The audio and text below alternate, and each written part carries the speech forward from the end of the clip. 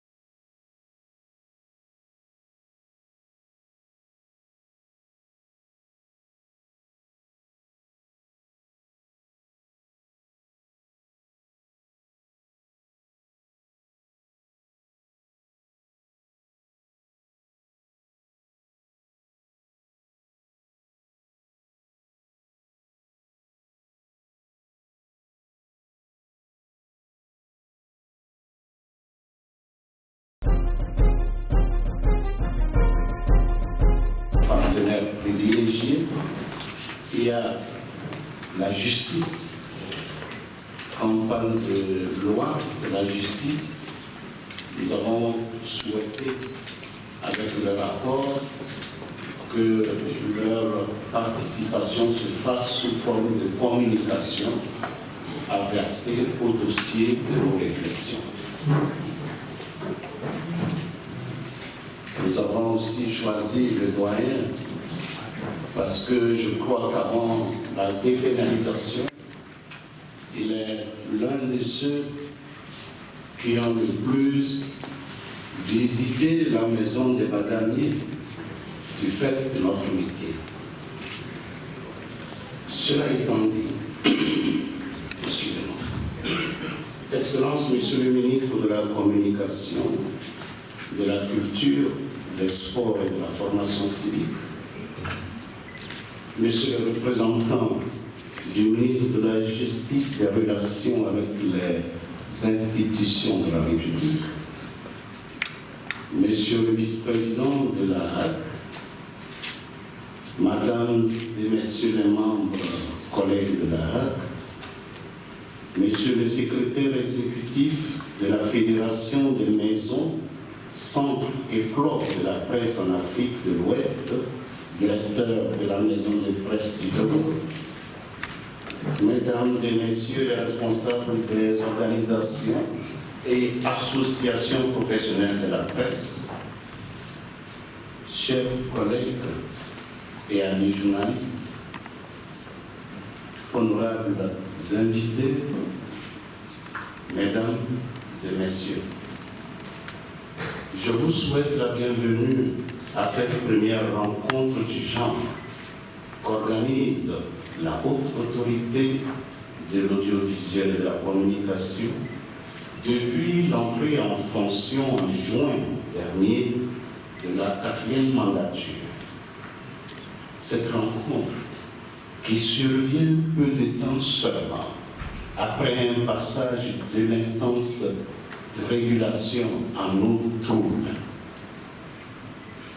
L'article 22 de la loi organique du 15 décembre 2004, modifié par les lois du 22 décembre 2009, dispose, je cite, « La haute autorité veille à la culture et au développement de la conscience professionnelle, au respect de la déontologie et de l'éthique en matière de presse et de communication. Elle peut faire des suggestions en matière de formation. » Fin de citation. C'est dans le cadre de cette prescription que nous faisons un devoir de partager avec vous, professionnels de la communication, en une matinée, c'est court, nos réflexions et observations sur l'état de la presse togolaise. 13 ans après la loi qui a consacré ce que nous appelons communément la dépénalisation des délits de presse. Ces échanges et les conclusions et recommandations qui en découleront constitueront un des inputs.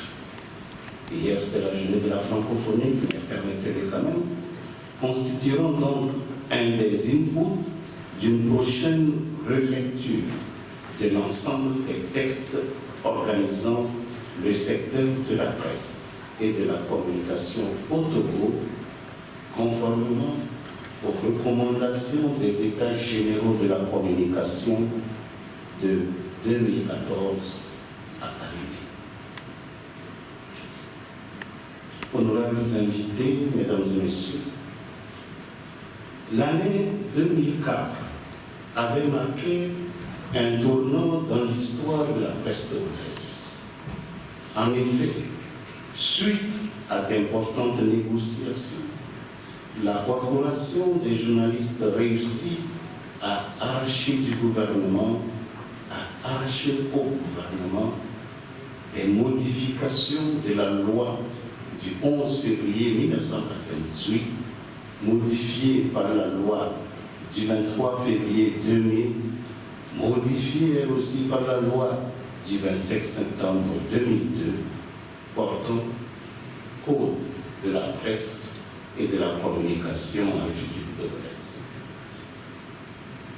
Il s'agit de ce qu'on a appelé la dépénalisation des délits de presse.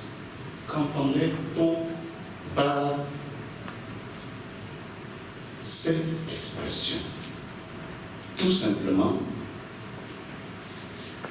l'interdiction d'infliger des peines de prison, des peines privatives de liberté pour tout délit commis par voie de presse.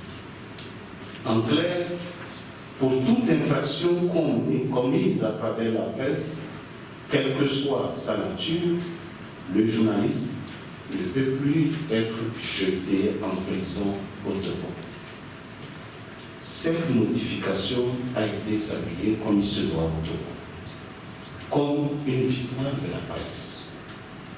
Les journalistes, assurés désormais d'user de la liberté d'expression et de presse sans encourir la prison, n'employaient pas leurs yeux, leurs oreilles et gardaient tout de même par prudence un pied dans le maquis, si ce n'est hors des frontières nationales pour certains. Mais c'était bien vrai. La presse togolaise gagnait ainsi définitivement une liberté sur laquelle elle veille désormais jalousement. À l'extérieur, ce fut une modification saluée partout.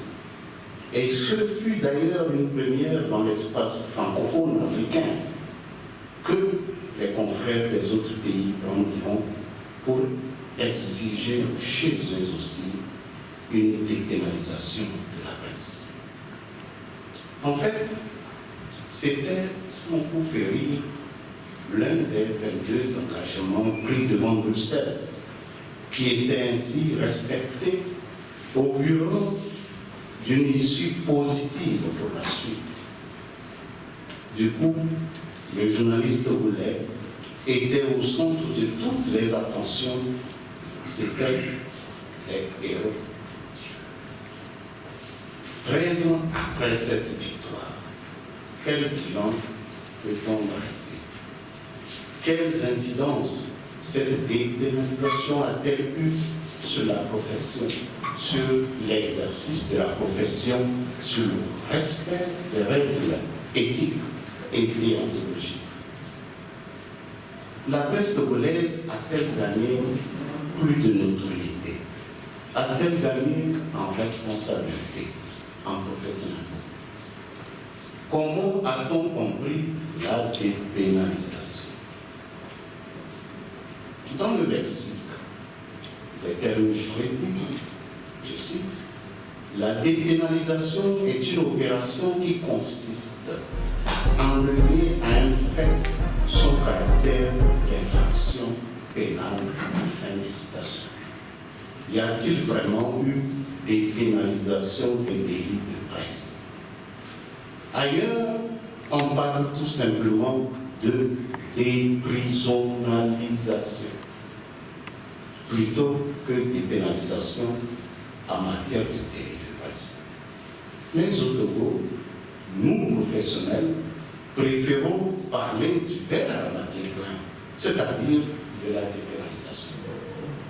Mais quelle attitude avons-nous adoptée depuis 2004 face à cette nouvelle donne en tant que journaliste? Avons-nous su cerner la responsabilité qui nous incombait dorénavant en tant que professionnels de la communication?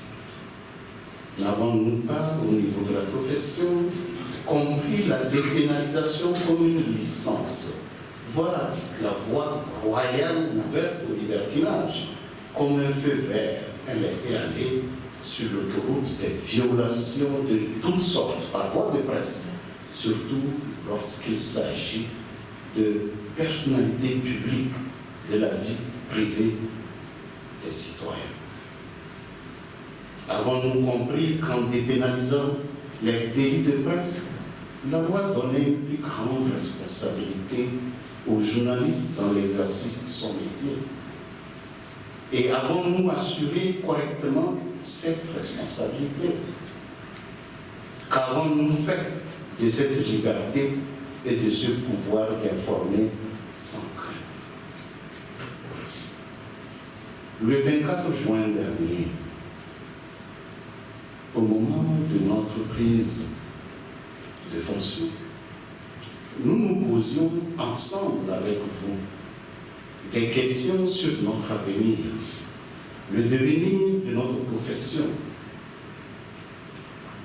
Nous nous demandions par exemple, pourquoi éprouvons-nous dans certains milieux de la gêne, parfois de la honte, à nous prévaloir, à assumer notre métier de journaliste?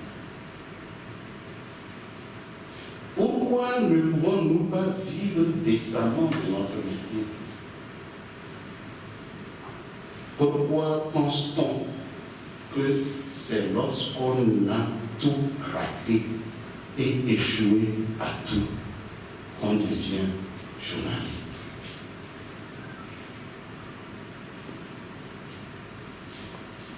À titre d'exemple, vendredi dernier,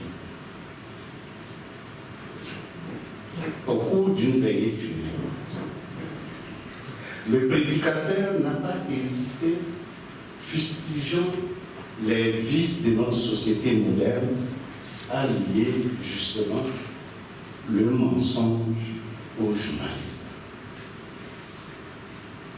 L'assistance s'est bien amusée. J'étais gêné. Tout comme mon collègue avocat, qui, malgré sa bonne taille, s'était fait tout petit dans son fauteuil.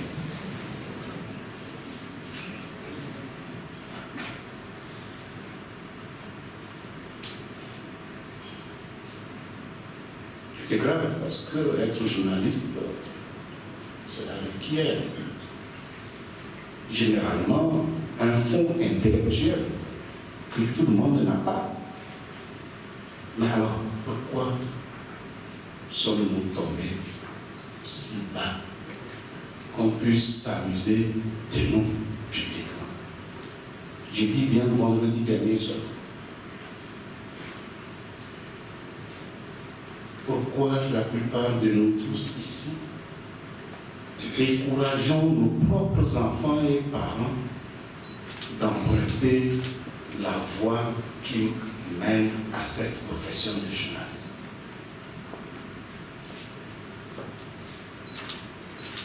Certains d'entre nous n'ont pas hésité à affirmer que l'expérience togolaise de la dépénalisation n'a pas donné de bons fruits et vont jusqu'à regretter de s'y être engagés. J'ai suivi un débat sur la chaîne mère, la TDT, le jour qui commémorait la liberté de presse. Et un des participants de tirer la conclusion que malgré tous les efforts qui ont été faits depuis la conférence nationale souveraine pour améliorer la qualité de la presse togolaise, force était de se rendre à l'évidence que ça n'a rien donné. Et de proposer à tous ceux qui s'y consacrent de plutôt accentuer leur accent, leurs efforts plutôt sur la formation de la relève. C'est dire que la situation est arrivée à un degré peut-être qu'on ne peut pas dépasser. Le 24 juin donc, nous avions tous convenu qu'il était temps pour le journaliste togolais de se prendre en charge. Tant pour la haute autorité de l'audiovisuel et de la communication de mettre de l'ordre dans notre propre désordre, mais sans jamais porter atteinte à la liberté fondamentale d'expression. Nous savons que ce n'est pas facile, mais nous acceptons humblement au niveau de la Hague cette mission tout en sachant que cela requiert de tous des sacrifices. Une catharsis pour redorer notre blason, pour repartir de meilleurs pieds et renforcer ainsi nos acquis est parfois indispensable. À tous ceux qui, en 2004, doutaient déjà de notre bonne foi, nous avions opposé à l'époque la rigueur du tribunal des pairs, l'OTM.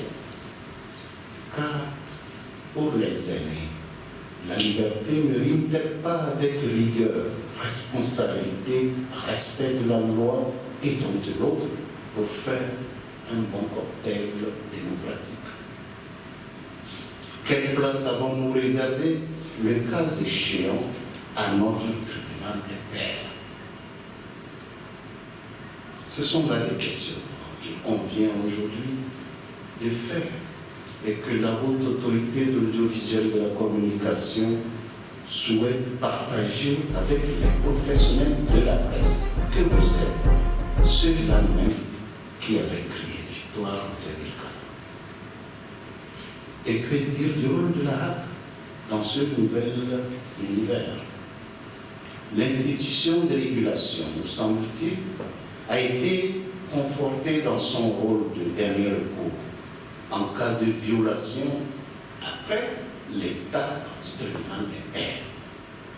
Mais, et surtout, dans sa mission première qui est de garantir et d'assurer la liberté et la protection de la presse et des autres moyens de communication de masse, comme le stipule l'article 21 de la loi organique du 15 décembre 2004.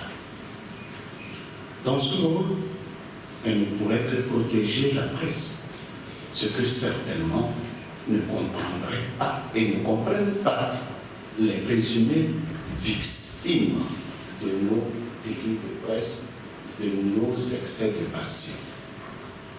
Pour nous professionnels, la Hague doit donc se cantonner dans son rôle strict de protection des journalistes. Mais ne devons-nous pas nous demander également que pouvons-nous faire d'autre pour protéger davantage la société et le citoyen de nos dérives, de nos violations? Telle est la question fondamentale qui se pose actuellement à la presse togolaise.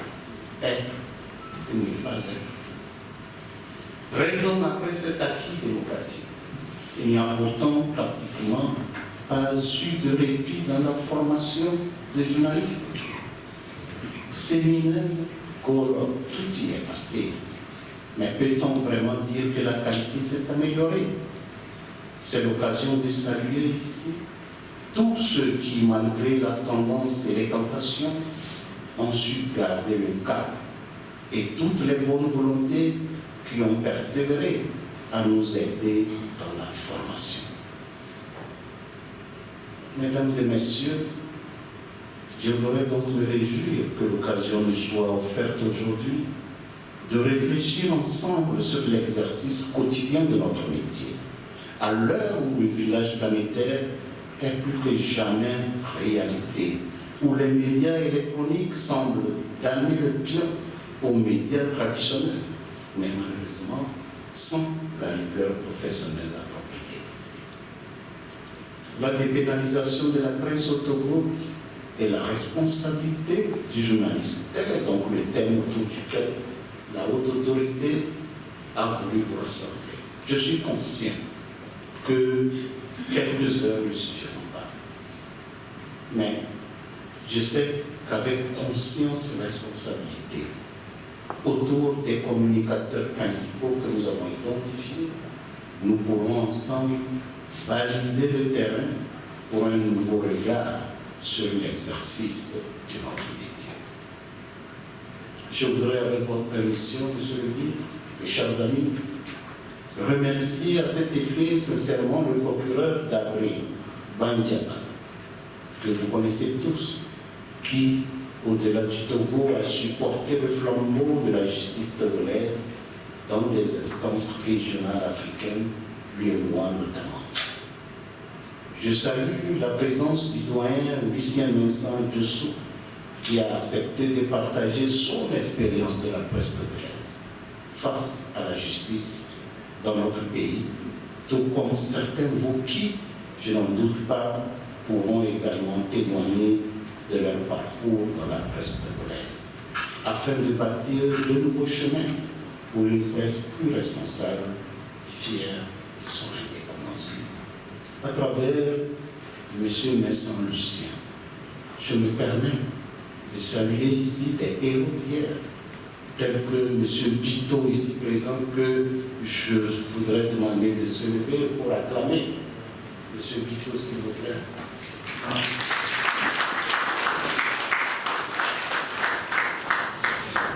Celui qui avait eu le courage de présider la commission de réécriture qui avait accouché le nouveau code dépénalisé. Encore merci. Je me permets de citer aussi des confrères tels que Francis Pedro Amouzou, Noudounou, le directeur de cabinet de l'époque au ministre de la Communication, Pouy Daïdia, Abbas Dureda, Olonou, Jacques Dapouti, Guy Abalo, Mario de RFI, Douti Sourou, d'Africa numéro 1, Madame Dellier, et tous les autres qui courageusement avaient planché sur ce code révolutionnaire à l'époque et encore avant la liste d'aujourd'hui. Le Premier ministre de l'époque, M. Kofi Sanan, le président de l'Assemblée nationale d'alors, M. Pambalé Matiaba, ainsi que l'actuel président de l'Assemblée qui était président du groupe parlementaire, RPP, tous sans aucune autre ambition que laisser la presse togolaise jouer pleinement son rôle avec chacun à son niveau, aux côtés du président ayant manifester sa confiance aux journalistes togolais. À côté de cette expérience, la HAC apportera son regard sur le chemin parcouru depuis 2004 à travers les actes qu'elle a eu à prendre pour responsabiliser davantage les journalistes. Elle le fera notamment à travers le président du comité Affaires juridiques et accès équitable aux médias officiels, M. Pierre Sabi. Je ne doute pas que tous ici vous animerez très activement cette rencontre en attendant la prochaine étape, celle des Kara, pour nos confrères des régions centrales de la Kara et des Savanes. Je déclare donc solennellement ouvert le séminaire sur la dépénalisation des délits de presse au Togo et la responsabilité du journaliste. Je vous remercie beaucoup pour votre patience. La Gazette du Togo, une vision sur l'actualité togolaise et sur le monde. Rejoignez-nous sur le www.lagazettedutogo.com ou sur nos comptes Facebook, Twitter et YouTube. Pour tout contact, écrivez à contact@lagazettedutogo.com ou appelez le 92 80 88 53. La Gazette du Togo, c'est l'information en continu.